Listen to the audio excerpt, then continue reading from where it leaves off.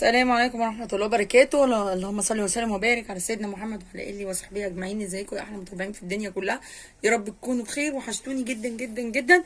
النهارده بقى جايبه لكم فيديو سهل وسريع كده، إن شاء الله تستفيدوا منه ويكون عند حسن ظنكم. بس الأول لو لسه ما اشتركتيش في القناة انزلي دلوقتي حالا دوسي اشتراك وفعلي الجرس على الكل عشان يوصلك كل جديد. وأول مرة تشوفيني أنا سالي من قناة أسرار المطبخ مع سوسة. قناتنا متنوعة فيها جولات وفيها طبخات ووصفات وروتين وحاجات كتير قوي. النهارده انا الصراحه كنت زهقانه جدا، فمش عارفه اعمل ايه، زهقت ومليت، وعارفه برضو ان انتوا زهقتوا من المنظر عندي يعني العام في المطبخ عامه. فقلت بقى ايه، الولاد نزلوا الدروس وابني الصغير نايم، فقلت استغل الوقت دوت واقوم اغير تنسيق الرخامه، لان العلب دي هي اتوسخت. فقلت كده كده هفضيها عشان اغسلها، لا انا اغير بقى المنظر شويه عشاني وعشانكم كمان. عينينا اتعودت على المنظر دوت، نعمل تجديد. يلا بينا نشوف هنعمل ايه مع بعض. بس متنسوش الاشتراك واللايك لو لسه ما عملتوش، وانزلي اكتبي دلوقتي حالا كومنت. يلا بينا نشوف هنعمل ايه. هنفضي بقى كده كل الحاجات دي زي ما انتم شايفين كده. طبعا احنا خلاص على هنجيب حاجة الشهر ان شاء الله الجديدة. فانا ايه، فقلت بدل ما اغسل العلب، لا انا افضي فيها في حاجات تانية جديدة، ونفصل دولت ونشيلهم لوقت تاني عشان ما نبقاش زهقنا. دوت طبعا دولت اكياس التلاجة، ورول الاسترتش، عصيان الشيش طاووق، وده مفرش المفرشه للاكل، وده ورق ازاي. انا ما عنديش ورق فويل، هجيب ان شاء الله اول الشهر بامر من ربنا. هبدا بقى انا هنا كده فضيت الحاجه. هنا مشمع من اللي هو الرول بتاع الاكل دوت عشان يحمي المفرش. طبعا انا حاطه خشبه ديت، وفوق الشياله بتاعت البصل والبطاطس، وعليها حطيت المشمع دوت عشان يحمي المفرش يعني. تمام. هعمل ايه بقى، هجيب البرطمانات ديت، انا دولت بحط فيهم الحاجات اليميش بتاعت رمضان وكده، طبعا مغسول ونضيف مية مية. فقلت اغير بقى واجدد بيه. افضي في دوت الشاي الصغير اهو، واحط كده المعلقه جواه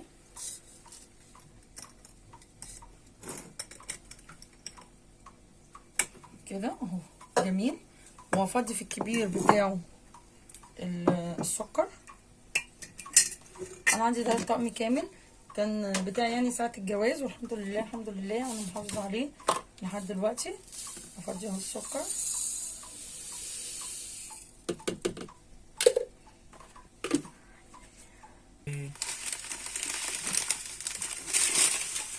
عامله بقى السكر، لان طبعا حبه صغيره، وده مش مستنيينه للمشتريات، لان الحمد لله عندي السكر بتاع التموين، ولما بلاقي عرض ولا حاجه في سوبر ماركت او كده بجيب. ما شاء الله الكيس خد البرطمان خد ايه الكيس شويه يعني، وياخد تاني زي كمان الحبه القليله كده اهو. واحط المعلقه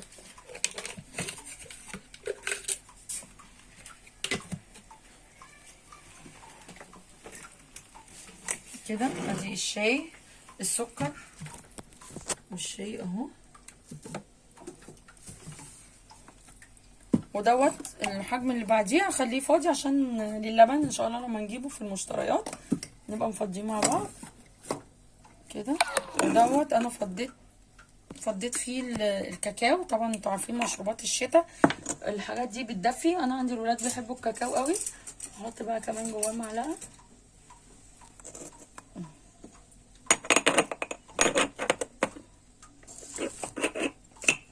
كده اهو مع بعض اهو. طقم جميل جدا. ونحط الاستاذه دي كده هنا مثلا. وعندي كمان هجيب العلبه دي احط فيها الباكيتات، ولما نجيب ان شاء الله النسكافيه برضو اول الشهر هبقى ايه اكمل فيه. وادي اهو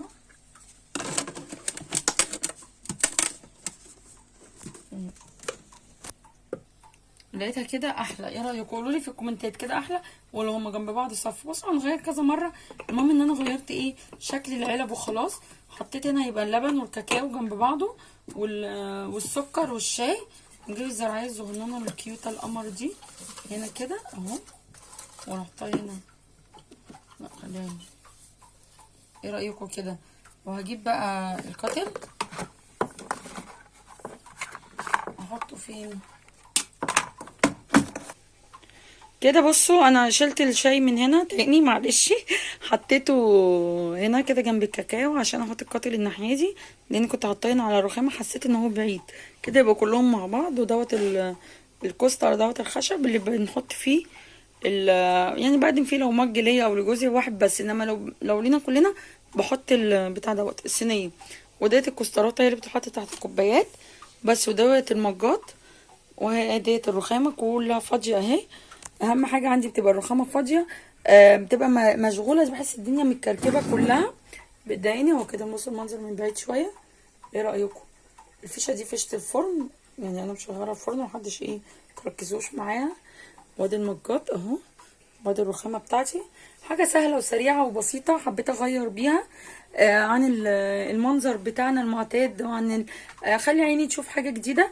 ودوت اللي انا عايزاكي تعمليه برضو في اي حاجه، في ابسط حاجه، حتى لو في شكلك تغيري بابسط حاجه، تجيبي بيجامه جديده، تغيري تسريحه شعرك، تغيري طريقه الميك اب بتاعتك في البيت. لو في الخروج تغيري مثلا لفه الطرحه، اي حاجه تحسي بنفسك ان انت اتجددتي من غير اي حاجه، من غير ما تشتري اي حاجه. انا ما اشتريتش هنا حاجه خالص، مجرد البرطمانات كانت عندي طلعتها وغسلتها وخلاص تمام. ما عملتش حاجه خالص، فضيت فيهم الحاجه. ايه رايك لو دي كده؟ بصوا انا مش برتاح يعني كده بسرعه لحد ما الاقي منظر عيني متعوده عليه. بس المهم ان انا اوصل لك الفكره ان انت بابسط الامكانيات تغيري الملل وتكسري الملل اللي احنا فيه، وتبداي كده حياه سعيده ان شاء الله في سنه جديده بامر الله. يكون سنه سعيده علينا وعليكم جميعا، اللهم امين يا رب العالمين. وتبسطي نفسك باقل الامكانيات، ما تعطيش تقفقفي من الظروف ومن من الدنيا، لان اللي بتعمليه برضو مش هيأثر في حاجه، هو هتبقى انت اللي خسرانه في الاخر. بعد الشر علينا طبعا كلنا من الخساره.